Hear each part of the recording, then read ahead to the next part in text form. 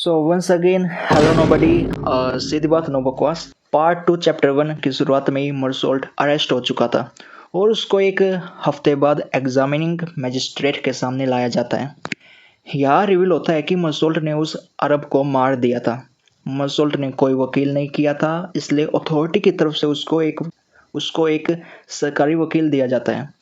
वो मर्सोल्ट को बताता है कि पुलिस तुम्हारी प्राइवेट लाइफ के बारे में भी इन्वेस्टिगेशंस कर रही है, जिसमें पता चला है कि हाल ही में तुम्हारी मदर की डेथ हो गई थी और लोगों के बयान से पुलिस को पता चला है कि तुमने अपनी माँ के फ्यूनरल पर जरा भी अफसोस नहीं जताया था। मुझे पूछते हुए अच्छा नहीं लग रहा, लेकिन क्या तुम्हें दुख महसूस हुआ था? इस पर मर्सोल्ट कहता है कि ऑलमोस्ट हर कोई किसी पॉइंट पर आकर जिनसे वो प्यार करते हैं उनकी मौत को इमेजिन करते हैं। आई नो, मर्सोल्ट ने काफ़ी अजीब जवाब दिया।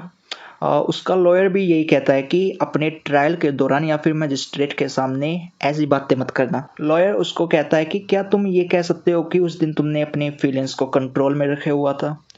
इस पर मर्सोल्ट कहता है कि नहीं, क्योंकि ये सच नहीं है। इस पर लॉयर मर्सोल्ट की तरफ अजीब तरह से देखता है और वहाँ से चला जाता है, ये बताते हुए कि वृद्धाश्रम में मौजूद लोगों को विटनेस बनाया जाएगा, जिससे तुम्हें काफ़ी परेशानी हो सकती है। बाद में मर्सोल्ट को एक बार फिर मजिस्ट्रेट के सामने ले जाया जाता है। अभी मर्सोल्ट का वकील पेश नहीं हुआ था, लेकिन मर्सोल्ट कहता है कि मैं खुद अपने लिए सवालों के जवाब दे सकता हूँ। तो मजिस्ट्रेट सवाल करते हैं, क्या तुम अपनी माँ से प्यार करते थे? हाँ, जैसे सभी करते हैं, मर्सोल्ट ने यह जवाब दिया। तुमने लगातार 5 गोलियां क्यों चलाई? मर्सोल्ट जवाब देता है कि मैंने उनको लगातार नहीं चलाया था। मैंने एक गोली चलाई, उसके कुछ देर रुकने के बाद मैंने 4 और गोलियां चलाई। लेकिन तुम रुके क्यों? लेकिन इस बार मर्सोल्ट ने कोई जवाब नहीं दिया और कई बार यह सवाल करने पर भी मर्सोल्ट की तरफ से कोई जवाब नहीं आया। फिर मजिस्ट्रेट सवाल करते हैं कि क्या तुम भगवान में विश्वास करते हो? इस पर मर्सोल्ट कहता है नहीं। फिर मजिस्ट्रेट आखिरी सवाल करते हैं कि क्या तुम्हें पछतावा है तुमने जो भी किया है? मर्सोल्ट कहता है कि मुझे पछतावे से ज़्यादा इरिटेशन महसूस हुई थी और ये सब पूछताछ 11 महीने चलती है। उसके बाद मर्सोल्ट को जेल में भेज दिया जाता है। चैप्टर 2। जेल में रहते हुए मर्सोल्ट से पहली और आखिरी बार मारी मिलने आती है, लेकिन बाकी कैदियों और उन कैदियों से मिलने आई उनकी फैमिलीज के शोर में कुछ भी सुनाई नहीं दे रहा था। मारी मर्सोल्ट की तरफ बस देख रही थी, मुस्कुरा रही थी। फिर वो कहती है कि तुम देखना, सब ठीक हो जाएगा और फिर हम शादी करेंगे। मर्सोल्ट को ये भी नहीं पता होता कि उसको जेल में कितना टाइम हो चुका है, लेकिन एक सुबह जेलर उसको बताता है कि तुम्हें जेल में आए हुए 6 महीने हो चुके हैं। चैप्टर 2 में बस इतना ही था। अब करते हैं चैप्टर 3। चैप्टर 3 थोड़ा सा लंबा होने वाला, तो ध्यान से सुनना आपको। और पिछली वीडियो में जो कुछ भी मायने डिटेल्स मैंने बताई थी वो इस चैप्टर में काम आने वाली है। तो ठीक है, शुरू करते हैं।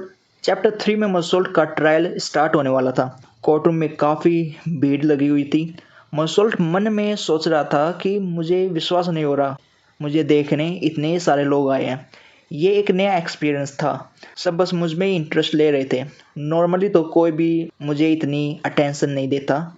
फिर जजेस आ जाते हैं, पब्लिक प्रोसिक्यूटर भी आ जाता है जो कि मर्सोल्ट के अगेंस्ट में केस लड़ रहा था, और ट्रायल शुरू होता है। प्रोसिक्यूटर सवाल करता है, क्या तुम उस अरब को मारने के इंटेंशन के साथ बीच पर वापस गए थे? नहीं, मर्सोल्ट जवाब देता है। तो फिर तुम्हारे पास रिवॉल्वर क्या कर रही थी और तुम उसी स्पॉट पर क्यों गए जहां वो अरब था? मर्सोल्ट जवाब देता है कि ये बस एक कोइंसिडेंस था।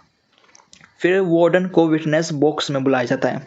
वो कहता है कि ना तो मर्सोल्ट ने अपनी माँ की बॉडी देखी, ना ही एक आंसू बहाया, और फ्यूनरल करने के तुरंत बाद इमीडिएटली वहाँ से चला भी गया। साथ ही साथ जब मुझे एक कॉफिन मैन ने बताया कि इसको अपनी माँ की उम्र भी नहीं पता थी।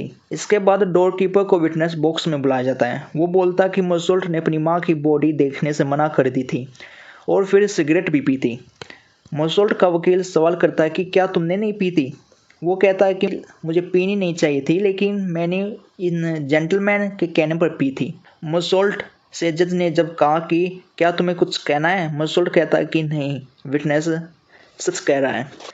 फिर थॉमस पेरिस को विटनेस बॉक्स में बुलाया जाता है। उससे जब प्रोसिक्यूटर सवाल करता है कि क्या उसने मर्सोल्ट को जरा भी रोते हुए देखा, तो थॉमस कहते हैं नहीं, मैंने नहीं देखा। फिर सेलेस्टे को बुलाया जाता है।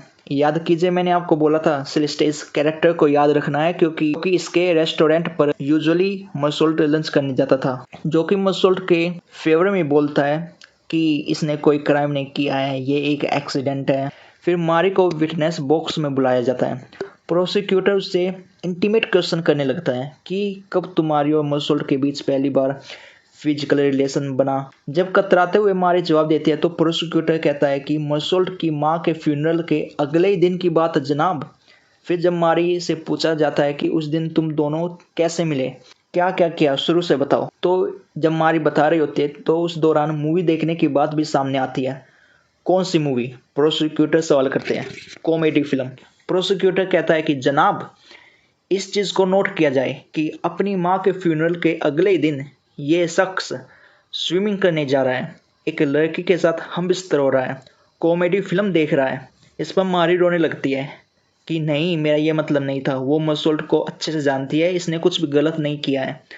इसके बाद मैसोन और फिर सालामेनो को भी बुलाया जाता है, जिन्होंने मसोल्ट के फेवर में ही बात की, लेकिन उनको ज़्यादा नहीं सुना गया। फिर आया आखिरी विटनेस, रेमंड। रेमंड बताता है कि जिस अरब की मौत हुई उसकी दुश्मनी मेरे साथ थी, क्योंकि मैंने उसकी बहन को पीटा था। तो क्या उस अरब की कोई अनबन नहीं थी मसोल्ट के साथ? जज सवाल करता है। नहीं, मसोल्ट का उस दिन बीच पर होना बस एक कोइंसिडेंस था। फिर प्रोसिक्यूटर सवाल करना शुरू करता है, क्या ये भी कोइंसिडेंस है कि जिस लेटर के कारण ये सारा झगड़ा हुआ वो मसोल्ट ने लिखा था? क्या ये भी कोइंसिडेंस है कि जब तुम उस लड़की को पीट रहे थे तो मसोल्ट बस तमाशा देख रहा था? क्या ये भी कोइंसिडेंस है कि मसोल्ट ने तुम्हारे फेवर में पुलिस स्टेशन जाकर गवाही दी? तुम आखिर काम क्या करते हो? मैं एक वेयर हाउस में काम करता हूँ, रेमंड ने ये जवाब दिया। लेकिन सोसाइटी का मानना है कि तुम एक पिंप हो। पिंप क्या होता है आप सर्च कर लेना, आपने कर भी लिया होगा, पिछली वीडियो में भी मैंने बताया था। क्या ये कैदी तुम्हारा दोस्त है? रेमंड जवाब देता है कि हम दोनों पक्के दोस्त हैं। फिर यही सवाल प्रोसिक्यूटर मसोल्ट से करता है। मसोल्ट भी यही जवाब देता है कि हम दोनों पक्के दोस्त हैं। जनाब, ना सिर्फ ये शख्स अपनी माँ के देहांत के अगले ही दिन रंगरलिया मना रहा था, साथ ही साथ इसने कोल्ड ब्लडेडली एक इंसान की जान ले ली, और इसके संबंध पिंप जैसे प्रोफेशन में मौजूद लोगों के साथ भी है। लॉयर सवाल करता है कि ये ट्रायल अरब के मर्डर के लिए है या मेरे क्लाइंट की माँ के फ्यूनरल के लिए? जनाब, कैदी का वकील इन दोनों के बीच के रिलेशन को नहीं देख पा रहे। कैदी के बर्ताव से उसके माँ के फ्यूनरल वाले दिन साफ साफ पता चलता है कि इसमें कोई इमोशंस नहीं है किसी के लिए भी। केस जरा भी मसोल्ट के फेवर में नहीं जा रहा था। यहीं पर समय हो जाता है और अब ट्रायल अगले दिन कंटिन्यू होगा। तो अगला दिन हो चुका था, यही से चैप्टर 4 शुरू होता है। ट्रायल पूरी स्पीड से चल रहा था। जनाब, सभी तथ्यों को मद्देनजर रखते हुए मुझे पूरा विश्वास है कि कैदी मसोल्ट ने जानबूझकर वो लेटर लिखा ताकि वो औरत गुस्से में रेमंड के कमरे में आए और रेमंड उसके साथ मार पिटाई कर सके। फिर बीच पर इसने ही रेमंड के दुश्मनों के साथ मार पिटाई शुरू की, जिस दौरान रेमंड को चोट आ गई। इसने फिर रेमंड से उसकी रिवॉल्वर मांगी और मर्डर करने के इंटेंशन के साथ वापस गया और अरब को गोली मार दी। फिर ये रुका और 4 गोलियां और चलाई। और क्या इसने अभी तक कुछ भी बोला कि इसको पछतावा हो रहा है? नहीं, इसमें कोई इंसानियत नहीं है, कोई मोरल क्वालिटी नहीं है। ये सोसाइटी के लिए खतरा है। इस पर कोई भी रहम नहीं किया जाए जनाब, इसको सख्त से सख्त सजा दी जाए। फिर जज मसोल्ट से पूछते हैं, क्या तुम्हें कुछ कहना है? मसोल्ट ने बताना चाहा कि ये सूरज की धूप के कारण हुआ, लेकिन वो बहुत तेज़ी से बोल रहा था और उसकी बात में कोई सेंस नहीं बन रही थी। ट्रायल अगले दिन कंटिन्यू होता है। मसोल्ट का लॉयर अपनी पूरी कोशिश करता है कि ये एक डेडिकेटेड वर्कर है, दूसरों की परेशानियों में उनकी मदद करता है, लेकिन उसने फ्यूनरल का कोई मेंशन नहीं किया। आखिर में उसका वकील ये कहता है कि फैसला सुनाते टाइम इस पर नरमी बढ़ती जाए। और फिर फैसले की घड़ी आती है। फैसला सुनाया जाता है कि मसोल्ट को मुजरिम मानते हुए पब्लिक प्लेस पर इसको एग्जीक्यूट किया जाए। इसका मतलब है कि मसोल्ट को मौत की सज़ा मिली है। मसोल्ट का गिलोटिन मशीन पर सिर काटने का आदेश था। और यहीं पर यह चैप्टर ख़त्म हो जाता है। तो एक आखिरी चैप्टर बचता है, चैप्टर 5। आखिरी के चैप्टर में ज़्यादा कुछ है नहीं। जेल में रहते हुए मसोल्ट यही सोच रहा था कि क्या इस सज़ा से बचने का कोई रास्ता है? क्या मुझे भाग जाना चाहिए? क्या मैं सफल हो पाऊंगा या भागते दौरान कोई मुझे गोली मार देगा? तो मसोल्ट बहुत ज़्यादा ओवरथिंक करता है। ये चैप्टर उस इंसान के इनर कन्फ्लिक्ट को बयां करता है जो बहुत जल्दी मरने वाला था। मसोल्ट ने प्रिजन कैप्लिन आसान शब्दों में जेल के कैदियों से जो प्रिस्ट मिलने आता है उससे मिलने से 3 बार मना कर दिया था। हालांकि मसोल्ट ने यह सज़ा रोकने के लिए अपील भी की हुई थी। वो अपने आप को तरह तरह के जस्टिफिकेशंस भी देना स्टार्ट कर देता है कि जीवन तो जीने लायक ही नहीं होता, इससे कोई बड़ा फर्क नहीं पड़ता कि कोई 30 साल की उम्र में मर रहा है तो कोई 70 की उम्र में, क्योंकि दोनों ही केस में बाकी लोग, जो बचे हुए लोग हैं, जो जिंदा लोग हैं, वो अपना जीवन जीते रहेंगे और ये दुनिया चलती रहेगी। लेकिन खुद ही वो कॉन्ट्राडिक्ट भी कर रहा था कि वो और जी सकता था, उसके पास कई और साल भी होते हैं जीने के लिए, लेकिन जब मैं मर जाऊंगा तो लोग मुझे जल्दी भूल जाएंगे और इस बात को पचाना मुश्किल भी नहीं है। फिर एक दिन प्रिस्ट खुद ही मसोल्ट से मिलने चले आते हैं। फिर इन दोनों के बीच में काफ़ी सारी बातें होती हैं जहाँ मसोल्ट हर पॉइंट पर प्रिस्ट को कॉन्ट्राडिक्ट करता है। जैसे प्रिस्ट कहता है कि अगर तुम अब नहीं मरोगे तो एक दिन तो फिर भी मरोगे, तो फिर यही सवाल खड़ा होगा कि तुम उस आखिरी घंटे को कैसे फेस करोगे। मसोल्ट जवाब देता है कि जैसे अभी कर रहा हूँ। फिर वो कुछ और बातें करता है, लेकिन मसोल्ट को ये सारी बातें बेबुनियाद लग रही थी। जैसे प्रिस्ट कहता है कि अगर तुम इस जेल की दीवारों को ध्यान से देखोगे तो तुम्हें ईश्वर का चेहरा नजर आएगा। मसोल्ट कहता है कि मैं इतने महीनों से दीवारों को ही देख रहा हूँ लेकिन इसमें कुछ भी नजर नहीं आया। मसोल्ट चाह रहा था कि ये यहाँ से चला जाए, पर प्रिस्ट को तो अपनी गॉड के सब्जेक्ट पर और भी बातें करनी थी। मसोल्ट उसके पास जाकर बोलता है कि मेरे पास बहुत कम समय बचा है और मैं ये समय गॉड के ऊपर बात करके वेस्ट नहीं करना चाहता। फिर प्रिस्ट कहता है कि तुमने मुझे अभी तक फादर एड्रेस करते हुए क्यों नहीं बुलाया, मतलब कि मुझे फादर कहते हुए क्यों नहीं बुलाया। मसोल्ट कहता है कि क्योंकि तुम मेरे फादर नहीं हो।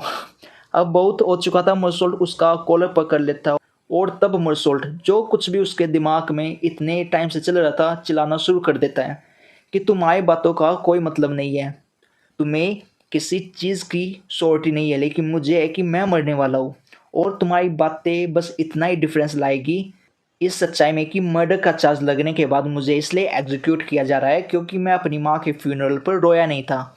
आखिर में तो मुझे मरना ही है, तो क्या मतलब है इन सब बातों का। मसोल्ट की चिल्लाने की आवाज़ सुनकर जेलस वहाँ आ जाते हैं और प्रिस्ट को मसोल्ट की गिरफ्त से छुड़ाते हैं। उसके बाद प्रिस्ट मसोल्ट की तरफ देखता है बिना कुछ बोले और वहाँ से चला जाता है। और आखिर में मसोल्ट तारों भरे आसमान की तरफ देखते हुए यही होप कर रहा होता है कि जिस दिन मुझे एग्जीक्यूट किया जाए एक बड़ी क्राउड जमा हो जो कि मुझे नफरत के साथ ग्रीट करे। और यहीं पर यह कहानी ख़त्म हो जाती है। आई होप कि आपको समरी समझ में आई होगी। Bye bye.